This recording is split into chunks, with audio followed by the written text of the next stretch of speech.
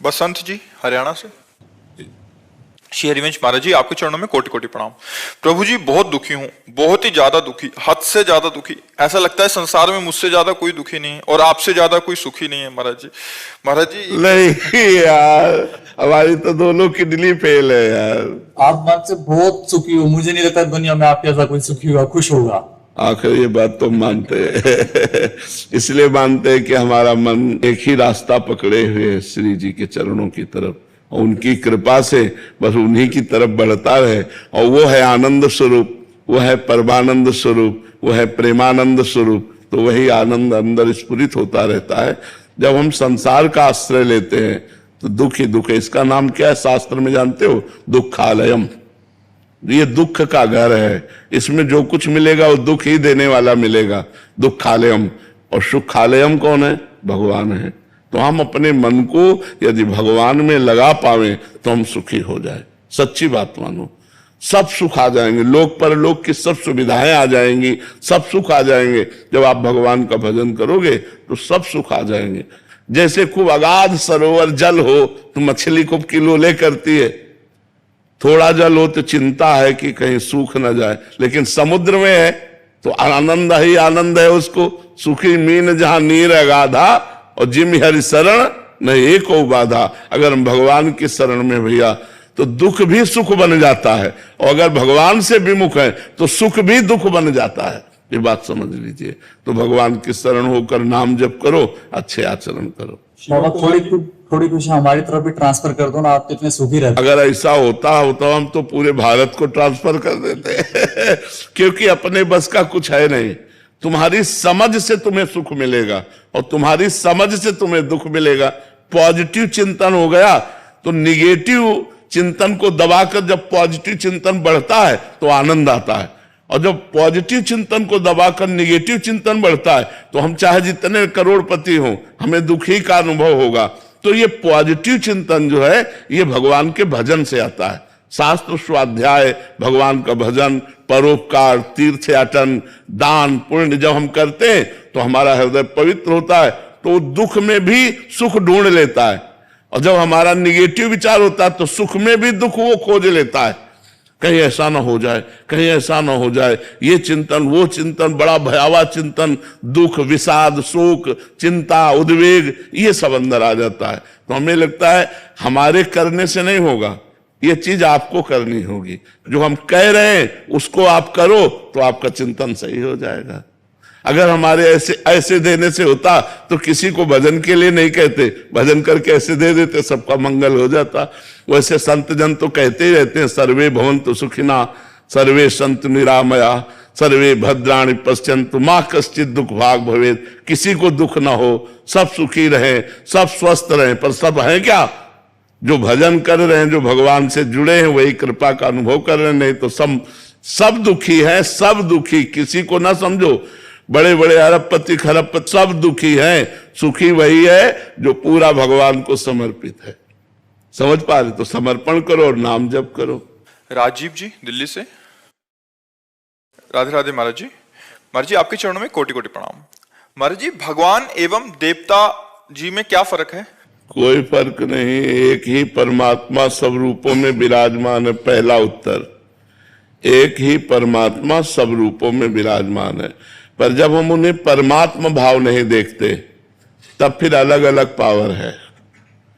एक बार उपनिषद की कथा है, सब देवता दैत्यों पर विजय प्राप्त करके बड़े आनंद में उत्सव मना रहे थे। अप्सराएं नृत्य कर रही थी, गंधर्व गान कर रहे थे, देवता सब अपने सिंहासनों पर विराजमान थे। तो देखा भगवान ने कि इनको अहम हो गया है कि मैं बलवान हूं और मैंने दैत्यों पर विजय प्राप्त की। तो सभा के सामने भगवान एक यक्ष रूप में प्रकट हुए। तो देवराज इंद्र ने देखा, बोले कोई भी देवता इनका परिचय लाकर हमें बताओ, ये कौन प्रकट हुआ है? तो सबसे पहले वायुदेव प्रकट हुए। बहुत बलवान देवता है, विश्व में वायुदेव से बढ़कर कोई बलवान नहीं। जैसे वायुपुत्र हनुमान, पवन पुत्र हनुमान है ना, तो चर जगत है वो वायु से ही है। ऑक्सीजन खत्म हो जाए, सब नष्ट हो जाए, वायु से ही तो है। तो वायु देवता खड़े हुए और कहा मैं इनका परिचय लाता हूं। तो वायु देवता गए और कहा यक्ष तुम कौन हो? तो उनका हम तो अपना परिचय बाद में बताएंगे, पहले आप बताएं आप कौन हैं। बोले मैं पवन हूं, वायु। ठीक है, क्या है आप में क्षमता? तो उनका क्षमता ऐसी कि मैं पूरे त्रिभुवन को तिनके के समान उड़ा सकता हूं। तो एक तिनका प्रकट किया और कहा उड़ा के दिखाओ। अब वायु देवता से तिनका उड़ाने की बात, वो तो ब्रह्मांड उड़ा दे, लेकिन तिनका नहीं उड़ा। कहा पूरी ताकत लगाओ। वायु देवता पूरी ताकत लगा के हार गए, एक तिनका ऐसे से ऐसे नहीं कर पाए। आए और बैठ गए। देवराज इंद्र ने कहा कौन है? बोले असमर्थ रहा उनका परिचय प्राप्त करने में। दूसरा देवता अग्निदेव प्रकट, उनका मैं अभी परिचय लेकर आता हूं। उनके पास गए और कहा आप कौन हैं? तो उनका आप कौन हैं? तो उनका अनल, हुताशन, अग्नि, इन नामों से मेरा संबोधन होता है। बोले आपकी सामर्थ? बोले त्रिभुवन को उपले की तरह जलाकर भस्म कर सकता हूं। सब अग्नि से ही जीवित है, क्योंकि जठराग्नि के रूप में अग्नि भगवान ही सबके उदर में विराजमान है। अगर जठराग्नि न हो तो पानी भी न पचे तो हम जीवित ही न रहे। तो उसी तिनके को कहा तुम भस्म करके दिखाओ। तो अग्नि देवता से तिनका भस्म करने की बात, तो उनको रोष आ गया और तिनके की तरफ देखा, कुछ नहीं हुआ। पूरा पावर लगा दिया, कुछ नहीं हुआ।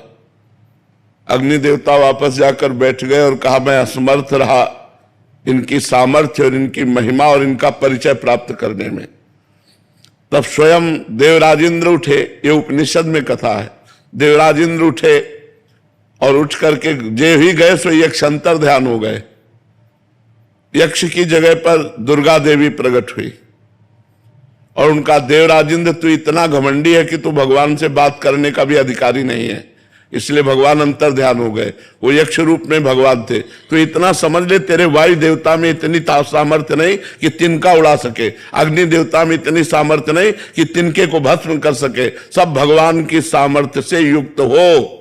घमंड मत करो, भगवान ही तुम्हारे अंदर अपनी सामर्थ्य प्रकट करते हैं, तब तुम अपना कार्य कर सकते हो।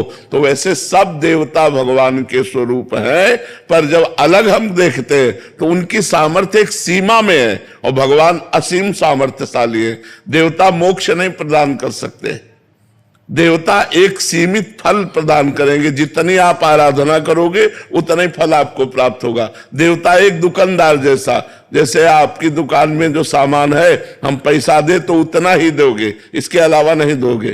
तो जितनी आप तपस्या करेंगे जिस गुरुदेव भगवान, मेरे पुराने रजिस्टर में व्यभिचार, चापलूसी, झूठ, अवगुण दर्ज हो गए हैं। मैं अपना नया रजिस्टर तैयार करना चाहता हूं जिससे भागवतिक न्यायालय में मेरी जीवात्मा का न्याय एवं कल्याण हो सके। इसके लिए क्या करूं?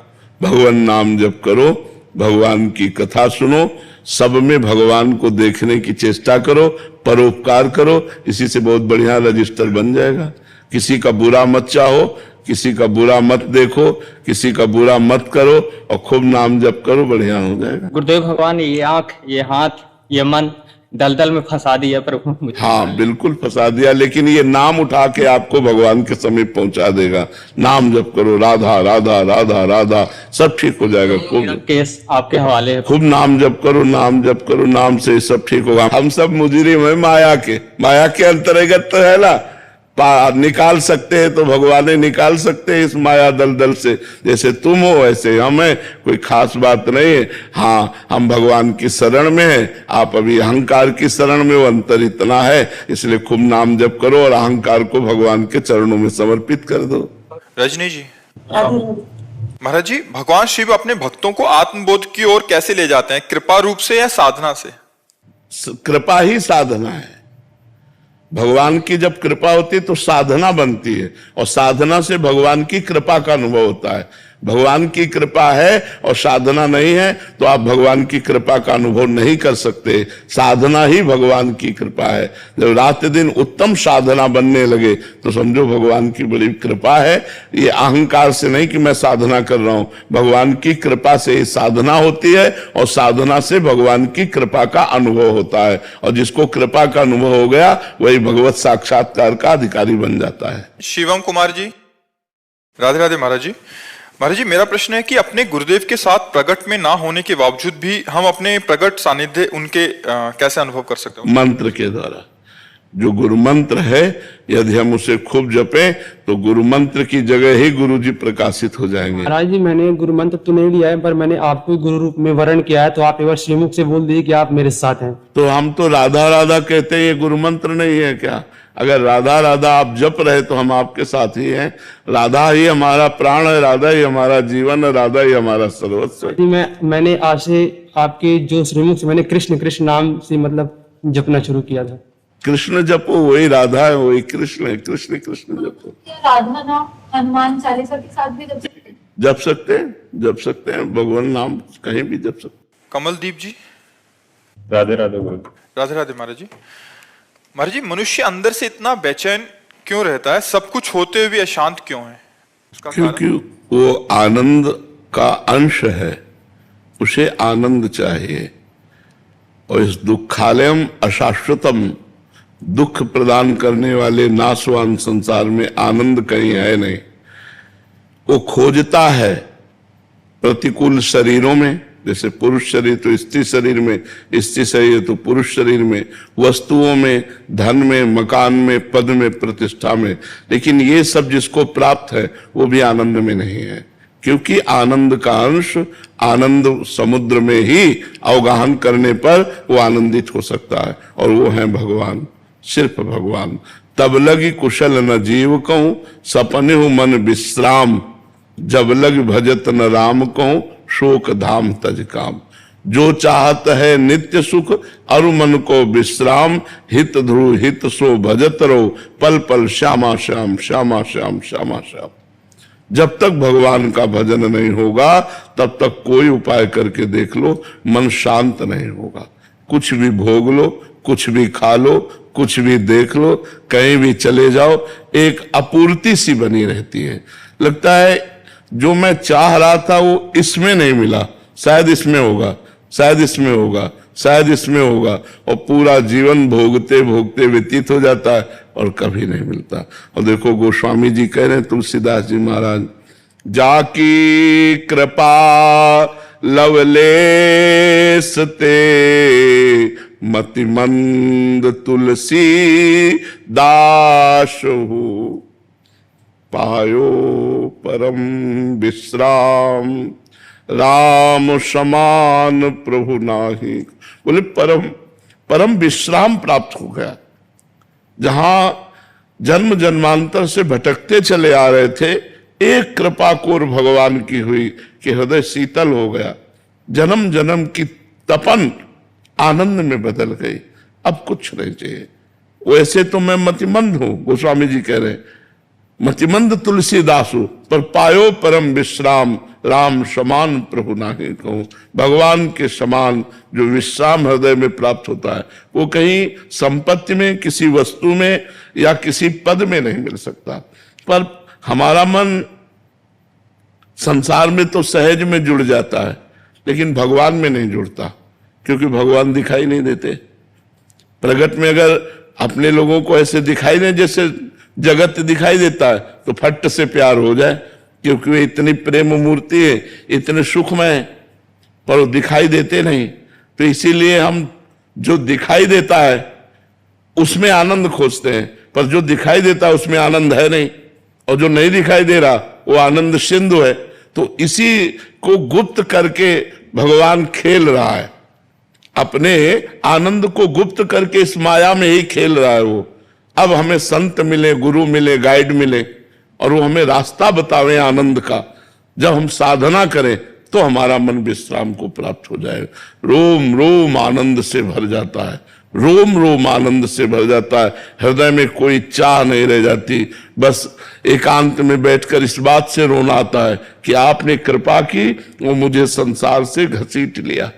अगर आप कृपा न करते तो पूरा जीवन संसार में नष्ट हो जाता। प्रभु आप बड़े कृपाल हो जो मुझे संसार से हटाकर अपने में लगा लिया। महाराज जी आपने विश्राम की बात की, विश्राम मतलब किसी भी चीज की कामना ना रह जाना, ये विश्राम है? विश्राम का मतलब जैसे घड़ी कसे लाए चलो, दीवाल घड़ी कसे लाए चलो, सुई अपनी अपनी जगह ठप हो जाएगी कि नहीं? एकदम नहीं हिलेगी। ऐसे ही मन बुद्धि चित्त अहंकार सब परमात्मा में स्थित हो गया, इसे विश्राम कहते हैं। मन कृष्णमय, बुद्धि कृष्णमय, चित्त कृष्णमय, अहम कृष्णमय, अब सब कृष्णमय हो गया। अब अंदर ही अंदर वो परमानंद की बाढ़ आ रही। बाहर से वो दिखाई देता है पुरुष स्वरूप, लेकिन वो परमात्मा स्वरूप हो चुका है। उसका सब कुछ परमात्मा में हो गया। कान भय प्राण में, प्राण भय कान में, ही में न जानी पड़े कान है कि प्राण है। श्री कृष्णाकार वृत्ति हो जाती, रामाकार वृत्ति हो जाती, उसे विश्राम कहते हैं। राधिका जी वृंदावन से। श्री हरिवंश महाराज जी, महाराज जी क्या गुरुजनों और संत जनों की कुछ लीलाएं महाराज जी ऐसी होती हैं कि जो दिखता है वो नहीं होती, जो होता है वो दिखता नहीं? हाँ। तो महाराज जी ऐसी वो परम मंगल में कल्याणकारी हैं, बट साधक को कैसे चलना चाहिए महाराज जी उस पर? बहुत दुर्लभ है कि कोई साधक उनकी प्रतिकूल क्रिया में भी मंगल विधान देख ले। गुरु की प्रतिकूल क्रिया में मंगल विधान देख ले। नहीं तो कभी कभी गुरुजनों की क्रियाएं और आदेश ऐसे होते हैं जो लगता है कि ऐसा कैसे ऐसा आदेश कैसे कर दिया, ऐसा तो नहीं होना चाहिए था। अब जैसे शिवाजी गए समर्थ गुरु रामदास जी के पास दीक्षा लेने के लिए, तो उन्होंने कहा हमारा पेट बहुत दर्द कर रहा है आज तो बोले गुरुजी राज वैद्य बुला देते हैं। बोले राज वैद्य की जरूरत नहीं, सिंगिनी का दूध पीते हैं तो पेट ठीक हो जाता है। जाओ जंगल में, बिना किसी गार्ड के, सैनिक के, अंगरक्षक के, बिना अस्त्र के सिंगिनी का दूध ले आओ। अब सिंगिनी कोई गाय है क्या? और सिंगिनी का दूध स्वर्ण के पात्र में रुकता है। स्वर्ण का पात्र लो और सिंगिनी का दूध लाओ। मतलब मरना है, सीधे मरना है। जंगल में खोजते रहे, देखा सिंह शावक उछल रहे तो समझा यार सिंगिनी नजदीक। जो सिंगिनी ने देखा दहाड़ मारी और शिवाजी के ऊपर, सोई बीच में समर्थ गुरु रामदास जी प्रकट हो गए, से रोक दिया। बोले बस यही देखता था कि तन मन प्राण तू समर्पित किए कि नहीं। नीचे सीधे कुआं है और उतनी ही अगर काटी गई तो काटने वाला कुएं में चला जाएगा। बोले हमसे इतना मतलब नहीं। बोले आप आदेश करो तो पेड़ के पास से डाल काट दे। तो उन्होंने कहा नहीं, डाल केवल इतनी ही काटनी जो कुएं के ऊपर है। मतलब मरना है, जो शिष्य काटेगा वो मरेगा, कुएं में सीधे जाएगा कुल्हाड़ सहित। एक खड़े हुए, प्रणाम किया, गए, चढ़ करके आए और जिधर डाल थी उधर पकड़ करके काटा इधर से, क्योंकि इधर से ही काटते बनेगा। तो जे ही काटा सो मैं कुल्हाड़ सहित कुएं में चले गए। सब शिष्यों ने कहा गुरुजी तो मर जाएगा। बोले हमारा काम था कुएं से डाल हटानी, अब वो कट गई है, तुम डाल निकालो, लेकिन थोड़ी देर रुक जाओ। बोले गुरुजी थोड़ी देर रुक जाएंगे तो मर जाएगा। बोले नहीं, अब थोड़ी देर रुक जाओ। अब सब शांत बैठे। थोड़ी देर में नमो नमः नमो नमः जय हो की आवाज आने लगी और देखा भगवान के पार्षद उन शिष्य को ऊपर छोड़ गए। वो गुरुजी के चरणों में प्रणाम किया। बोले कहो क्या हालचाल है? बोले गुरुजी जे ही कुएं में गिरे ते भगवान राम जी के पार्षद आए और हमें साकेत धाम ले गए और वहां दर्शन कराया सिया राम जी के, और ये प्रसाद दिया है आपको। अब सब शिष्य लालायित हो गए। तो अब उनमें एक ही खड़ा हुआ था प्राण देने वाला। तो कई गुरु की ऐसी आज्ञाएं होती हैं जो हमारी समझ के परे होती है, पर उनमें भगवान का मंगल विधान होता है। पर हम अगर मान ले तो बात है। हमें गुरु में साक्षात भगवान बुद्धि रखनी है और भगवान बुद्धि से हमारा परम कल्याण हो जाएगा। अगर भगवत बुद्धि रखे तो पार हो गए, पक्का पार हो गए। अनुराधा जी, श्री हरिवंश महाराज जी। गुरुदेव, जैसे समय बीत रहा है समाज में अशांति, गृह युद्ध जैसी स्थिति बनती जा रही है। देश विदेश में बढ़ते तनाव और अपराध को देखते हुए क्या एक ग्रस्त साधक को अपने परिवार की आत्मरक्षा के लिए प्रयास करना चाहिए? क्या उन्हें अपने बच्चों को आत्मरक्षा की शिक्षा देनी चाहिए? क्या साधक को इस ओर क्या आत्मरक्षा भगवान के बिना आप कर सकते हैं? एक विचार करो, हमारा दिल ही फेल हो जाए एक सेकंड में को किसी कार्यवशात, तो हमारी सच्ची आत्मरक्षा भगवान से होगी। तो हमें चाहिए कि बच्चों को भी भगवान नाम जपना सिखाना चाहिए, भगवान की पूजा सिखानी चाहिए, गंदे आचरणों से बचना सिखाना चाहिए, संत और भगवंत की श्रद्धा उत्पन्न करनी चाहिए। अगर ऐसा हुआ तो आत्मरक्षा करने वाले बन जाएंगे, क्योंकि मुझे भगवान के सिवा और कोई आत्मरक्षा करने वाला नहीं। तो हमें लगता है कि आत्मरक्षा करने वाले भगवान ही है, दूसरा कोई नहीं है जो हमारी रक्षा कर सके। हमें ऐसा दिखाई देता है। आपको अगर कोई पॉइंट दिखाई देते हो तो बताओ। हमें तो सब पॉइंट रद्द नजर आते हैं, एक ही पॉइंट नजर आता है कि वो बचाना चाहे तो कहीं से भी बचा सकता है, और वो ना बचाना चाहे तो तुम कहीं भी मर सकते हो, कहीं भी फंस सकते हो, कहीं भी आपकी दुर्गति हो सकती है। भगवान भगवान, सिर्फ भगवान बचा सकते हैं। अभिषेक शर्मा जी, गाजियाबाद से। राधे राधे। राधे राधे महाराज जी। महाराज जी, बार बार मन सांसारिक जीवन से विरक्त होने की तरफ दौड़ रहा है, बट पारिवारिक मोह के कारण छोड़ भी नहीं पा रहा। और नहीं, संसार से विरक्त होकर जाओगे कहां में, ये बता दो। कहां जाओगे? हम विरक्त हुए तो तुम्हारे बीच में तो आए। भागना कहीं नहीं है, अपने कर्मों का सुधार कर लेना है, कहीं भाग के नहीं जाना है। आज समय नहीं है कि आप विरक्त होकर घूम सको, मार डाले जाओगे। कहां एकांत, हमें जगह बता दो। एकांत कहां है? कहां कंदमूल फल है? एक बेर भी लेना है तो पैसा है, कहां पानी है? नदियों का पी नहीं सकते, कुआं रह नहीं गया, हैंड पैप सूख गए, पानी कहां पियोगे? तो कर्म करना पड़ेगा सबको। भगवान आए तब कर्म किए, तो हम लोग तो मनुष्य हैं, तो हमें चाहिए गंदे आचरणों से वैराग्य हो। हम गंदा काम नहीं करेंगे, ईमानदारी से अपने कर्तव्य कर्म को करें और भगवान का नाम जप करें, बहुत बड़ी बात है। आज भागने का समय नहीं रह गया। अपनी मेहनत करके नमक रोटी खाओ और दूसरों को 2 रोटी दे सको, ये बढ़िया बात है। कर्म के साथ धर्म से ही कर्म करना चाहिए, कर्म से धर्म के मार्ग में नहीं चलना चाहिए, धर्म से ही कर्म करना चाहिए। तुम्हारा जो धर्म है, तुम्हारा जो कर्तव्य कर्म है, वो धर्म से युक्त होना चाहिए। आज हम कर्म तो करते हैं लेकिन धर्म का त्याग करके, इसीलिए पतित हो जाते हैं। अगर धर्म में कर्म करें तो हमारा कभी पतन हो ही नहीं। गुरु जी, कर्म करते करते धर्म से पीछे हट जाते हैं। वही तो बात है। ऐसे काम करते हैं, काम करते करते झूठ बोलते हैं। हाँ, बिल्कुल बिल्कुल। घूस ले लिया, बेईमानी कर दी, निर्दोष को दंड दे दिया, दोषी को छोड़ दिया, ये सब अधर्म है। अगर हम धर्म पूर्वक कर्म करें तो हमारा कर्म ही पूजा है। हाँ, वैसे हमें लगता है ईमानदारी से क्यों धंधा नहीं चल सकता? भाई, ये कपड़ा जैसे आप बेचते हैं, 100 का लाए हैं तो पता है आप मुनाफा ले रहे हैं, आप 150 रुपया बोलिए, पर ये मत बोलिए कि कसम से कह रहा हूं इस 150 का हम लाए हैं, ये मत बोलिए। नहीं, लोग कहने लगते ना तो ये बात मत कहो। आप 150 का बेच रहे हो, पक्की बात है, क्योंकि अगला आदमी जानता है ये दुकान मकान परिवार सब इसी से चल रहा है, तो मुनाफा जरूर लेगा, तो उसमें ज्यादा झूठ बोलने की जरूरत नहीं है। महाराज जी, मैं जीवन में ये प्रयास करता हूँ कि धर्म का पालन करूं, लेकिन अगर कोई व्यक्ति हमारे साथ अधर्म करके, छल करके कोई करे, तो क्या हमें उसका जवाब देना चाहिए उसी तरीके से या शांत? नहीं, उस तरीके से नहीं देना चाहिए, अपने धर्म से जवाब देना चाहिए, अपने धर्म से जवाब देना।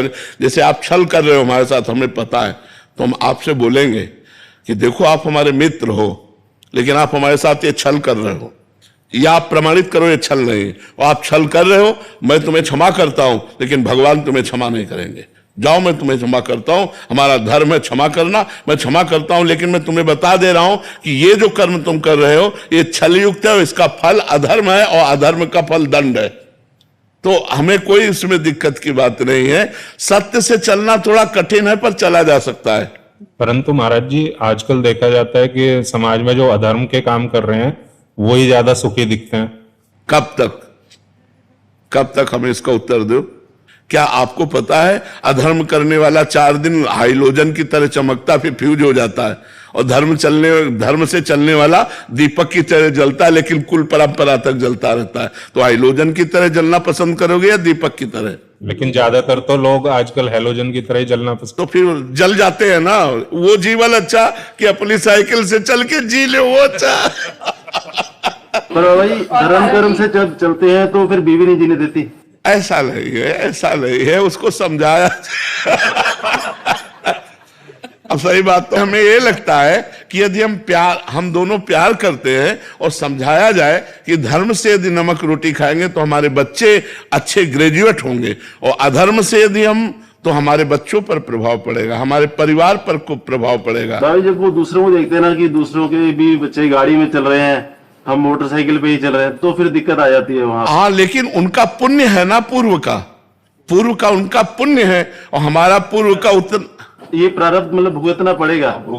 ये भोगना पड़ेगा। अगर आप गाड़ी भी ले लेंगे तो आपको आना मोटरसाइकिल पे ही पड़ेगा। सरजीवन शर्मा जी। राधे राधे। राधे राधे महाराज जी। महाराज जी, मेरे गुरुजी श्री श्री परमहंस योगानंद जी प्रकट रूप में तो नहीं है, मैं उनकी शिक्षा लिखित रूप में ग्रहण करता हूँ। महाराज जी, मेरा प्रश्न है कि क्या मैं अपने गुरुदेव को ही अपना आराध्य या इष्ट मानकर उनकी पूजा, ध्यान, नाम जप, जय गुरु कर सकता हूँ? क्या मैं सही चल रहा हूँ? ऐसा करना चाहिए। गुरु साक्षात परब्रह्म तस्मै श्री गुरुवे नमः। गुरु में परब्रह्म बुद्धि, इष्टाकार बुद्धि हो जाए और गुरु की आज्ञा का पालन करे, और गुरु में ही चिंतन रखे। ध्यान मूलम गुरु मूर्ति, पूजा मूलम गुरु पदम, मंत्र मूलम गुरु वाक्यम, मोक्ष मूलम गुरु कृपा, उसी से हो जाएगा। कोई अलग से साधना की जरूरत नहीं। देवेंद्र राघव जी, गुरुग्राम से। श्री हरिवंश महाराज जी। महाराज जी, यदि ईश्वर ने सृष्टि की रचना किसी इच्छा या कामना से की तो क्या ये मानना उचित होगा कि ईश्वर भी इच्छा के अधीन है महाराज जी, या मनुष्य अपनी इच्छाओं का प्रत्याग? फिर ईश्वर की इच्छा से तो सृष्टि हुई, लेकिन ईश्वर की इच्छा इस समय आपके अंदर नहीं, इस समय आपकी इच्छा है। अगर अपनी इच्छा को ईश्वर की इच्छा में मिला दें तो आप महापुरुष हो गए। आप अपनी इच्छा को मिटा दें तो वही तो नहीं हो पा रहा है। हम अपनी इच्छा को ईश्वर की इच्छा में नहीं मिला पा रहे हैं, हम अपनी इच्छाएं अलग से रख लिए। और 3 गुणों की माया की रचना है, जिसमें एक राक्षसी प्रवृत्ति है तमोगुण, एक घोर प्रवृत्ति अशांत प्रवृत्ति है रजोगुण, और एक शांत प्रवृत्ति है सतोगुण। इन्हीं में विचरण करता रहता है पूरा संसार। कोई त्रिगुणातीत होकर अपनी इच्छाओं को भगवान में समर्पित करके, जाहि न चाही कबहु कछु, तुम सन सहज स्नेह बसहो निरंतर तासुर, सो राउर निजगे। जिसने इच्छाओं को मिटा दिया वो भगवान को प्राप्त हो गया, फिर भगवत स्वरूप हो गया। भगवान की इच्छा से ही जगत रचा है, लेकिन इसमें जो जगत में इच्छाएं हम कर रहे हैं वही हमारे बंधन का कारण है। इच्छा रहित तो हो जाना ही बंधन मुक्त हो जाना है, इच्छाएं ही बंधन है। देखो, इसमें भगवान इच्छा कर रहे हैं कि आप कर रहे हो? आप इच्छा कर रहे हो। आप इच्छा छोड़ दो, इच्छा रहित हो जाओ, तो आप देखोगे भगवत स्वरूप आनंद आपके अंदर आ गया। इच्छाएं मिटाने के लिए तो साधना की जाती है। जा ही न चाहिए कबहू कछु, कभी कुछ नहीं चाहिए, कोई इच्छा नहीं। सकल कामनाहीन जे राम भगति रसलीन, जो सारी कामनाओं को छोड़ देते वो भगवान के प्रेम रस में लीन हो जाते। कामनाएं तो हमें जगत में फंसाए, कुछ कामनाएं पाप करवा रहे, कुछ कामनाएं पुण्य करवा रहे, तो बार बार लोकांतर में पुनरपि जननम पुनरपि मरणम पुनरपि जननी जठरे शयनम, यही खेल हो रहा है। इच्छाओं का त्याग कर दो, अभी भगवत प्राप्ति का अनुभव हो जाएगा। समझ पा रहे आप? सार्थक सिंह जी, लखनऊ से। महाराज जी, कुछ भी करते हैं तो अगर असफलता मिलती है तो मन घबरा जाता है, निराशा होती है। असफलता पूर्व जन्म के प्रारब्ध कर्म के अनुसार मिलती है। जैसे हम बहुत पढ़े लिखे लेकिन हमें नौकरी नहीं मिल रही, लाखों रुपया लगा रहे लेकिन व्यापार में सफलता नहीं मिल रही, क्योंकि आपको दुख भोगना है। आपने ऐसे कर तुम अकर तुम अन्यथा कर तुम सर्व समर्थ ईश्वर है।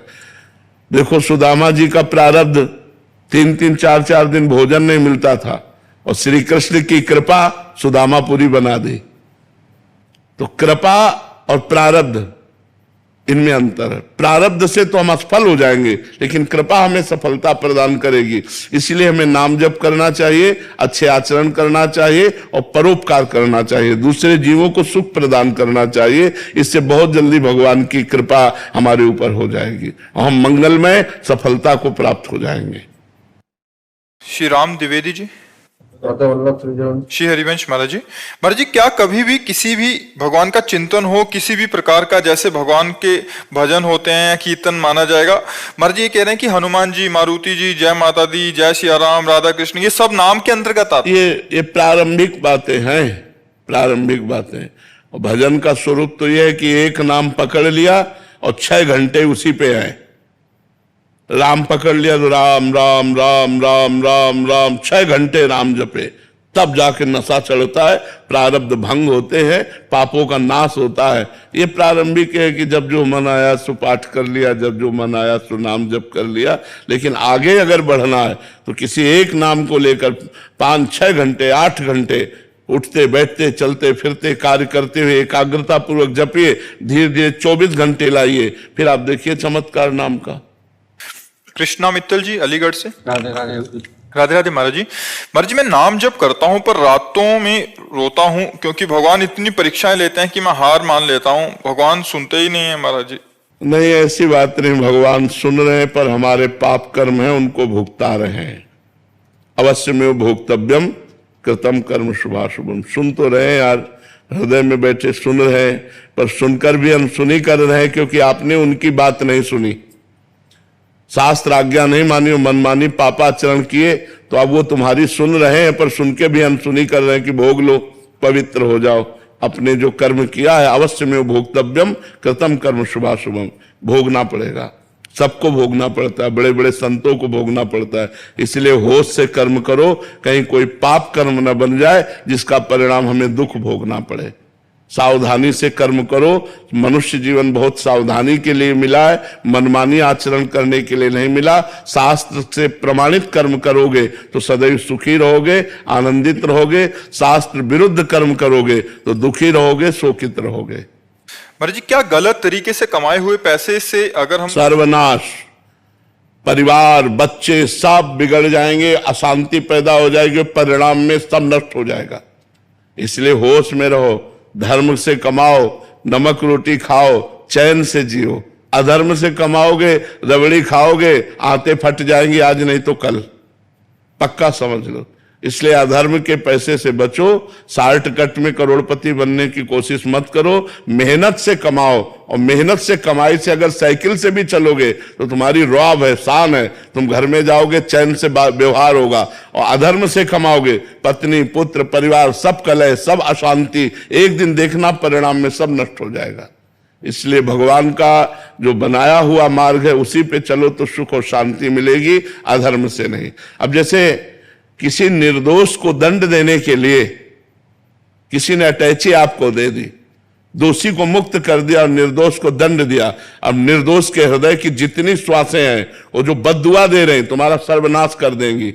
दुखिया को न सताइए, दुखिया देगा रोए, और जब दुखिया के मुखिया सुने तो तेरी गति क्या हो। आज तुम बड़े पद पे बैठे हो, लेकिन जब सबसे बड़ा पद वाला न्याय करेगा तो तुम्हारे होश उड़ जाएंगे, तुम्हारा सर्वनाश हो जाएगा। इसलिए अधर्म से बचना चाहिए। कृष्णा चंद्रा जी। राधे राधे महाराज जी। गुरुदेव भगवान, एक पिता माता के नाते बेटा और बेटी को ब्रह्मचर्य की बारे में मतलब सरल और बिना संकोच के महाराज जी कैसे समझाएं? कभी मतलब समझाना चाहिए, बड़े हो जाते हैं तो समझाना चाहिए, उनको बैठाना चाहिए पास, और दोस्त की तरह समझाना चाहिए। पिता माता को चाहिए कि बच्चों से दोस्त का व्यवहार करें। बहुत अच्छे बच्चे बने जाएंगे जब आप दोस्त का व्यवहार। देखो अब तुम्हारी उम्र बढ़ रही, तुमको ऐसे मित्र मिल सकते हैं जो तुमको गलत बातें बतावें, गलत बातें मोबाइल में दिखावें। तुम देखना नहीं, करना नहीं, कोई हरकत गलत मत करना, ऐसा मत कर। जो ब्रह्मचर्य संबंधी सावधानियां हैं, अगर आप खुल करके बात करोगे तो अपनी कमियां खुलकर आपके सामने कहने लगेंगे। डांटना नहीं है, प्यार से। अच्छा, अगर आप में कोई गलती हो तो आप बताओ, ऐसी गलती की, अब आगे मत करना। अगर तुम्हारा मन कहे तो हमसे बात कर लेना, हम आपको समझाएंगे, लेकिन गलत मत करना। अब जैसे अगर भय है कि पापा से कहेंगे तो काट डालेंगे, ऐसे नहीं वचन उच्चारना चाहिए। तो गलत तो होगा ही, लेकिन आपको पता नहीं चले पाएगा और वो बहुत गलत हो जाएगा। उचित ये है कि अगर तुमसे गलती हुई तो हम तुम्हारा सहयोग देंगे, हमको बताना, हम तुम्हारे सहयोग में। तो बच्चे एक खुले हो जाएंगे आपसे और आपको अपनी कमी बता देंगे, तो जिन कमियों से आप उनको बचा सकते हैं। नहीं, आज हमारा जो वातावरण है ना, सब अपने में बिजी हैं, माता पिता अपने में बिजी हैं, बच्चे अपने में बिजी हैं, तो कोई किसी को समझा नहीं रहा है और अध्यात्म का मार्ग गुप्त होता जा रहा है, क्योंकि किसी को फुर्सत नहीं कि शास्त्र पढ़े, किसी को फुर्सत नहीं संत महात्माओं के पास जाकर बैठे। कोई बिरले भाग्यवान ऐसे हैं जो संत समागम कर रहे हैं। अब वो और उनका परिवार निश्चित परिवर्तित होगा। जो संत समागम कर रहे हैं, जो शास्त्र स्वाध्याय कर रहे हैं, वो कुछ ना कुछ तो आचरण बदलेंगे और अपने परिवार को संभालेंगे। लेकिन जहां सत्संग ही नहीं है, अब इतना मोबाइल बिजी किए कि शास्त्र पढ़ने का समय कहां रह गया है। मोबाइले से फुर्सत नहीं, एकांत में बैठे गेम खेल रहे हैं, सीरियल देख रहे हैं, ये मोबाइल से फुर्सत नहीं। शास्त्र स्वाध्याय के लिए तो एकाग्रता और पवित्र बुद्धि चाहिए। सत्संग सुनने के लिए हमें समय देना पड़ेगा, हमें आचरण सुधारने पड़ेंगे। कई ऐसे लोग बताए कि हमारे मित्र आपके पास नहीं आते डर के, बोले जो जाएंगे तो बाबा शराब छुड़वा देगा, बाबा मांस छुड़वा देगा, वो हम छोड़ नहीं सकते। छोड़ना तो पड़ेगा, शरीर भी आज नहीं तो कल, ये शरीर भी तो छूटेगा, पर शरीर रहते हुए छोड़ दो तो अच्छे आदमी बन जाओगे। दूसरों का मांस खा रहे हो तो दूसरों को पीड़ा नहीं पहुंचा रहे, ये पीड़ा जब एकत्रित होगी तो तुम्हें पहुंचेगी। होश में उनको जला रहे हो तो काल तुम्हें जलाएगा, उनको काट रहे हो तो काल तुम्हें काटेगा। जैसे तुम जीवों को पैर बांध दिए और जला रहे हो नीचे से और भून गए, वो मर गए और उनको खा रहे हो, तो तुम्हें काल भूनेगा, तुम्हारा कर्म तुमको भूनेगा। इसलिए जीवों की हत्या मत करो, जीवों को दुख मत दो, बलवान मत बनो, उनको निर्बल मत समझो। सुनेरी मैंने निर्बल के बलराम, जब भगवान तुम्हारी तरफ कोप दृष्टि से देखेंगे तो मिटिया मेट हो जाओगे। इसलिए सब पर दया करो, अच्छे आचरण करो, तो तुम्हारा मंगल हो जाएगा। राधे राधे महाराज जी। महाराज जी, मेरी माता जी कभी मेरे कारण क्रोधित हो जाती है और स्वयं को बेलन से झापड़ मारती है, तो महाराज जी बहुत गलत है, आप गलत हैं। माता का स्वभाव तो गलत है ही, लेकिन आप भी गलत हैं। गुस्सा हो जाने पर बच्चे को उचित वाक्यों द्वारा, उचित दंड के द्वारा सुधारा जाता है, पर वो गलत सिद्धांत अपनाए हैं कि अपने को पीटना, अपने को ऐसा करना। प्यार से समझा देना चाहिए। इस प्यार से समझाते हैं पर बच्चे नहीं सुनते हैं आजकल के। हम कई बार बोलते हैं कि बेटा आप इस चीज को फॉलो करो, पर नहीं सुनते हैं। तो देखो, उसका कारण है आपने बचपन में संस्कार नहीं दिए उनको आध्यात्मिक। अगर आप माँ होकर के उनको आध्यात्मिक संस्कार देती, आपको उनसे कहती पैर छुओ, जब वो छोटे थे, अगर छोटे से बैठो, एक माला राधा नाम जप करो, राधा राधा बोलो, तुम्हें तब हम बाल भोग देंगे। आप राधा राधा जपो, तब आपको खिलौना देंगे, तब आपको हम घुमाने ले चलेंगे।